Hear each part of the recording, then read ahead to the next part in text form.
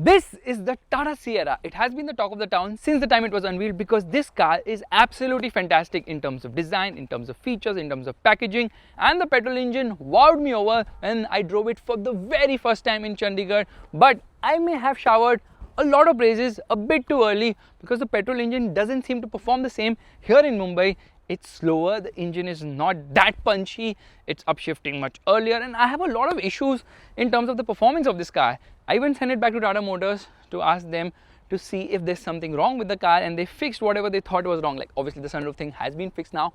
I'm trying to open the sunroof, it simply does not open. Yes, the car is on, the sunroof simply does not open at all, but this car is not really producing the kind of power I expected it to, or at least what Tata Motors claims, and that's the reason I'm going to be putting it on a dyno today to tell you exactly what power and torque this car makes. But before that, I also need to discuss a few things which I don't like about Tata Motors, which is the way they try to mislead customers. So we should just go on a small drive wherein I discuss those. Let's go.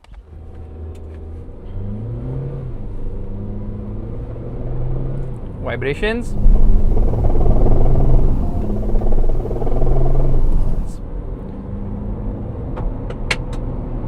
0 to 100 kilometers per hour in 11.83 seconds. So that's the thing I'm talking about, inconsistency in performance, because this car was way faster when I first drove it in Chandigarh, and then all of a sudden I realized that the power is vanished, and before even timing it I could feel there's something off. The car doesn't accelerate with the same enthusiasm as it was doing earlier when I drove it for the very first time. So I'm like suspecting, has Tata Motors given us a different tune for the cars which customers are getting and a different tune for the test vehicles, so that people get really impressed? Tata Motors does mislead. Like fuel efficiency is capped to not drop below 8 kilometers per litre in the MID, which is so wrong, and this car's top speed has been shown to be 222 kilometers per hour. Meanwhile, Tata Motors has actually limited the car to 180 kilometers per hour, so that's kind of wrong. In fact, they claim that this car returned 29.9 kilometers per litre in a mileage run, which is not humanly possible on our roads, because in all honesty, this will return in single digit numbers, because obviously a turbo petrol engine drinks a lot of fuel. So as far as I see, Tata Motors has misled us a lot with the Sierra. Even the boot space, who told you to measure without the parcel shelf till the top? Nobody does it, but Tata Motors is like, no, we want to show that also as really big in this car. The point is that Tata Motors does not need to mislead customers at all, because they have very impressive chassis, good suspension, good ride quality, decent handling, lot of features. So there are a lot of positives about Tata Motors cars. There's no need absolutely to lie about anything whatsoever, and now it's the time to actually go and find the truth.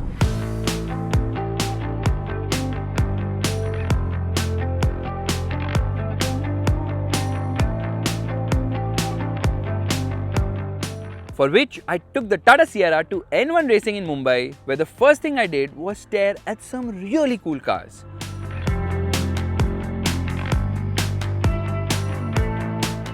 But there was a problem. The dyno was occupied, and after the race spec LoRa, yeah, Skoda actually called it that, was removed from the dyno, the Sierra was taken in and secured firmly.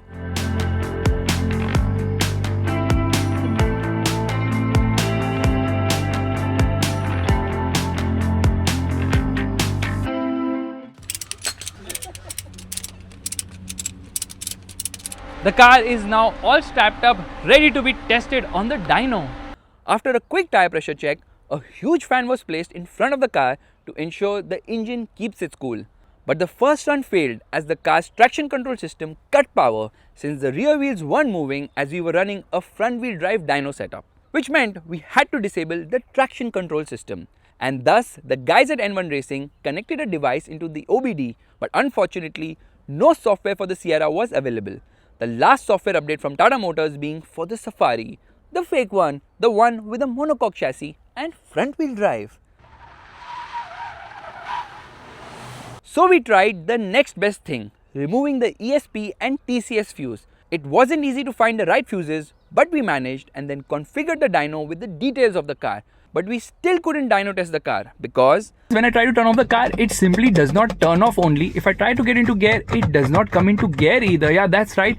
It's simply not coming into gear. So it's like stuck in drive, or rather it's on for like ever till probably the fuel runs out. So now probably we'll have to put the fuse box back inside. I can rev it though, but Yeah, there's so many error codes coming on the screen. It says F for fault probably. A quick call to Tata Motors didn't help either, as they said that the software isn't ready and the service center isn't trained to help you. Sorry, but you are on your own, making me conclude that Tata has just made it super difficult to dyno test its cars. So we decided to test the car on a 4-wheel dyno setup. Less accurate, but we had no option whatsoever. All this obviously delayed things dramatically. It's been 1 hour and we are still trying to figure things. In this time, the Seltos is already tuned, won some races and come back and also rejoicing. It hasn't been smooth sailing and I expected to finish the runs in 30 minutes, but it's been 2 hours with little progress. Oh my goodness, there are multiple problems. Okay, first let me come into drive. Now look, I'm just telling you what exactly is happening. I start driving the car and I upshift, okay. Obviously I have to upshift, but the gearbox doesn't work. It says unable to shift. Bonnet open. All the various warnings keep coming and all, and then I don't understand why it's upshifting so early. Makes no sense. Even on the road, it's upshifting at like 3,500-4,000 RPM. This is worse than a diesel. So now we come into third, and once I come into third and I hit 2,000 RPM, I whack open the throttle to get the exact output from this engine. But obviously there's going to be loss because you're doing it on an all-wheel drive setup and you're not doing it on a front-wheel drive, because this car wouldn't let me. Okay. Bonnet open. Please check. Oh my goodness, how frustrating can it be? The problem is just there with this car, and there are multiple problems obviously. I'm just clueless. What is Tata done? I even called them up and I told them, can you help me disable the traction control system and all. They're like, actually our software is not ready and all, so we have not started deliveries. That's the reason we are not able to figure out. Yes lady, तेरा bonnet खोला है, मैं बंद कर दूंगा, ठीक है? बंद, चुप. यहाँ पे कुछ important parking service चालू हो गए. क्या हो रहा है? But I simply accepted these issues and moved on. I had no other option. Did I? 2 hours later. And finally, the car is rolling on the dyno. It has been such a long wait. So now I am going to do the dyno. We come into drive and straight away I start accelerating. Fan turns on and off we go. So I need to come into manual mode. Bonnet open. Yeah baby, Please bonnet check. is open because we unable to shift gear. Oh my goodness, don't give me this fault. I have to be in third gear to do it. I accelerate a bit. Unable to shift gear. Now we are into third gear. Now 2000 RPM. Once I reach, I'm going to full blast the throttle. Let's reach 2000 RPM. Horn to tell them ready to go, and full throttle now. Oh, look at the power and torque curve go there.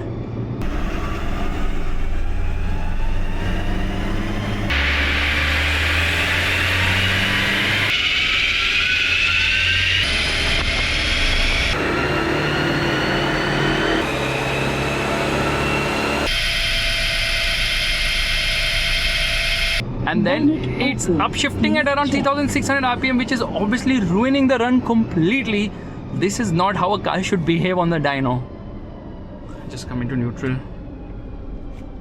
I'm very disappointed today. Disappointed because Tata Motors claims the Sierra produces 157 horsepower, but the dyno test revealed just 132 horsepower. I'm sure it would produce more power if tested on a front-wheel drive dyno setup and not a 4-wheel drive dyno setup. But the traction control issue prohibits anyone from dyno testing the Sierra accurately. The biggest issue though is the max engine speed, which is under 3700 RPM, which honestly is a joke for a turbo petrol engine. Something is definitely amiss here. This very engine revved beyond 5000 RPM in a different Sierra, so that's just lack of consistency. We all know Tata Motors has mastered inconsistency, but when the engine works like it should, it's actually quite impressive. Yeah, send it across. I'm waiting here. Yeah, please send it. I'm actually waiting for my award because I have done the most difficult dyno test in history. Doing a dyno test of this car is absolutely impossible because Tata Motors makes it very difficult to dyno test their cars. In fact, usually cars have dyno modes. This car does not have it, and neither does Mahindra have the same. Although Mahindra's engines, they do perform really nice because I've dyno tested a Thar ROXX 2-wheel drive, yes, a rear-wheel drive.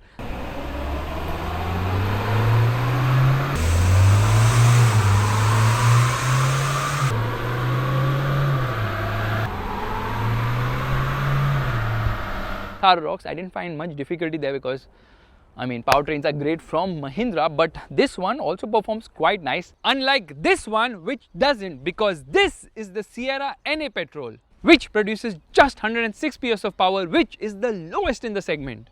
And thus takes a lethargic 17.5 seconds to go from 0 to 100 kilometers per hour, slowest in the segment by a mile. Yeah, keep counting the numbers because we still have a lot of time to get there. Now this is a good launch, I think. Come on, come on, come on, come on, come on. See, it's so freaking slow, it's taking years. And that's 0 to 100 kilometers per hour in 19 seconds here, but the best time I managed was like 17.5 seconds. This engine has no grunt, no performance, it just doesn't move. Only what's happening here? I'm so disappointed. But why so slow? Because the Sierra is a heavy car and has the worst power to weight ratio in the segment. Or maybe it's producing even lesser output than what Tata Motors claims.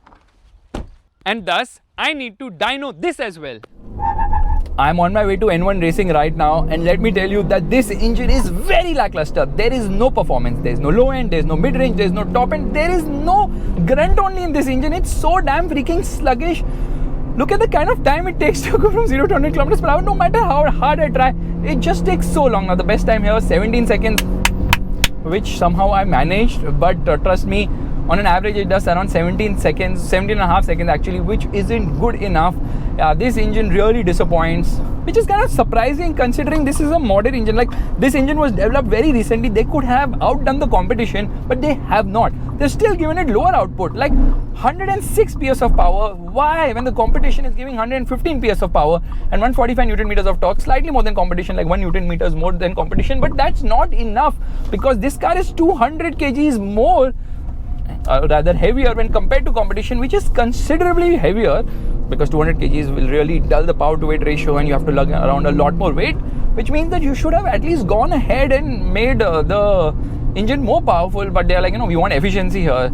So Atkinson cycle really doesn't work much in terms of improving performance, because obviously it's not supposed to improve performance, it's supposed to improve efficiency, and it's decently efficient when compared to competition, but the engine just doesn't move, which means that you have to really rev the nuts out of the motor to get going fast. And that's one of the major reasons I would never recommend this engine. It simply doesn't perform, even though I'm stupid enough to go and dyno it, because it really doesn't matter. No matter what the dyno numbers are on the road, when you drive this car, you realize this level of sluggishness is absolutely unbelievable. Yeah, and then although the clutch is one of the best I've experienced in Tata Motor cars, going from second to third can be a bit of a pain, and handling and ride is really good in Tata cars, which is a fantastic thing. But what's the point of having such a capable chassis when the engine just doesn't support the kind of performance you are expecting out of it? It's taken some time, but finally we are here. It's time now to put this car on the dyno. I quickly parked the Sierra in the dyno room and went around the garage to ogle at some really cool cars.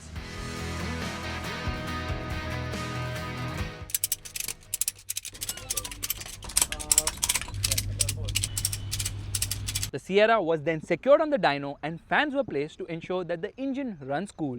Finally, the car has been strapped and it's time for the moment of truth. The dyno was first calibrated for the Sierra and then a run was done on a front-wheel drive dyno. But there was a problem, which you can see on the cluster already. The same issue that I encountered with the turbo petrol engine is here with the NA petrol as well, because we can't do the test on a front-wheel drive dyno setup, because as soon as the car crosses 10 km per hour, traction control cuts power completely because it realizes the rear wheels are not spinning. And that's the reason now we have to do the test on a four-wheel drive dyno setup. Alright, let's drive it. Firstly, handbrake down, and we are going to short shift. Yeah, because we have to get it easily into third, into second, and now into third, time to go full throttle.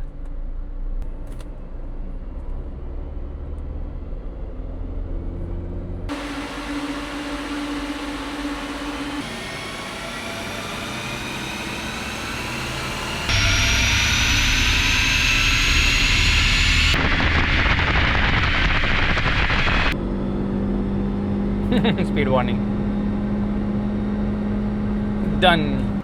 Well, it hasn't taken much time today because we haven't wasted time removing fuses and doing all that stuff. Straight away onto the dyno, four-wheel drive setup ready, and off we go. At least it moves somewhere on the dyno.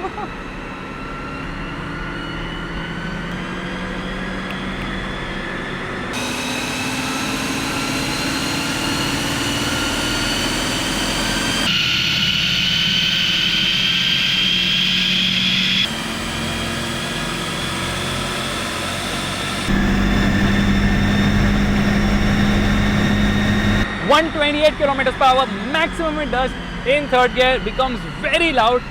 But finally, the results are here and they are actually quite impressive because the loss of output is very chin to minto here. Has to be, because if it had more power loss, this car would simply not move because the base numbers to start with are already so low. Yup, how much can you lose on 106 PS? Turns out, not much actually. After all, there's a popular saying that you can only lose something you possess, and the Sierra NA doesn't possess much power in the first place. Anyways, back to the studio. I don't have a studio, so back to our ground. To conclude this video, the stock car produces 104.55 horsepower. Meanwhile, on the dyno, it produced 100.87 horsepower, which means a loss of just 3.68 horsepower, which is definitely very impressive. But what's not impressive is the performance of the engine. It is very lackluster, just doesn't move, can get very frustrating, especially if you want to make a quick overtake. And yeah, I forgot to tell you the torque numbers. It makes 145 Newton meters of torque, as what Tata Motors claims. Out on the dyno, it produced 131 Newton meters of torque, somewhere around that, so around 14 Newton meters of loss, and I did a lot of runs and consistently it gave the same output numbers, which again is a good thing for a new engine from Tata Motors. But at rupees 21 lakhs on road Mumbai for this particular car with a lethargic engine, it makes no sense to buy it. Instead, get the turbo petrol engine Sierra, because when the engine works, it is actually very nice. But honestly, it's the diesel which makes the most sense because it offers a great blend of drivability, efficiency and old age. When I mean old age, I mean the diesel engine is at least proven, which the petrols aren't. And on that discovery, it's time to end. Thank you so much for watching. Let me know in the comment section below as to which car should be subjected to the dyno next. Bye-bye.